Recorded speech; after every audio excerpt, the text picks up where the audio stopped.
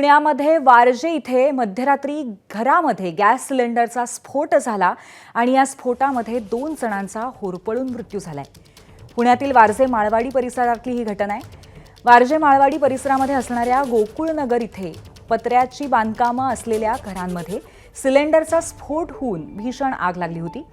ही मध्यरात्री 3 वाजताची घटना आहे। मोहन चव्हाण आणि आतिश चव्हाण असं मृत्युमुखी पडलेल्यांची नावं आहेत।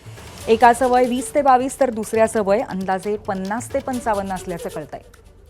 या संदर्भामध्ये अधिक तपास सध्या वारजे पोलीस करतायत। आपले प्रतिनिधी मिकी घई आपल्याला अधिक माहिती देतील। मिकी, अशा पद्धतीने सिलेंडरचा स्फोट कसा काय झाला? पुण्यातील वारजे परिसरामध्ये जे पत्र्याचे शेड्स आहेत त्या ठिकाणी हा स्फोट झालेला आहे। जर आपण बघितलं तर त्या ठिकाणी मोठ्या प्रमाणात रात्री धमाका झाला। आजूबाजूचे लोक देखील तिथं धावत पळत आले। अग्निशामक दलाला या संदर्भातली माहिती देण्यात आली। त्या ठिकाणी जवळपास 2 जण गंभीररित्या जखमी झालेले होते, जे लोक या पत्र्याच्या शेडमध्येच राहत होते। तातडीने त्यांना जवळच्या रुग्णालयात नेण्यात आलं, मात्र त्या ठिकाणी उपचारादरम्यान त्यांचा दुर्दैवी मृत्यू झालेला आहे। दोघांचाही त्या ठिकाणी मृत्यू झालाय।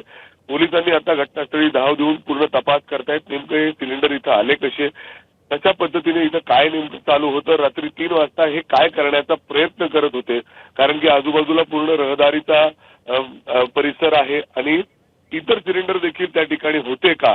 जर आणखी अनुचित प्रकार घडला असता, मोठा धमाका झाला असता तर आणखी आजूबाजूला खूप सारी घरे होती। त्यामुळं नेमकं या पत्र्याच्या शेडमध्ये काय सुरू होतं, त्या ठिकाणी ते काय करण्याचा प्रयत्न करत होते आणि एवढा मोठा रात्री धमाका 3 वाजता झाला कसा, हा सगळा आता पोलिसांच्या तपासाचा भाग आहे। मात्र या दुर्दैवी घटनामध्ये 2 जणांचा मृत्यू त्या ठिकाणी झालेला आहे आणि आता वारजे पोलीस या संपूर्ण घटनेची चौकशी करतायत। धन्यवाद मिकी, आपण दिलेल्या या अपडेट बद्दल। एबीपी माझा, उघडा डोळे बघा नीट।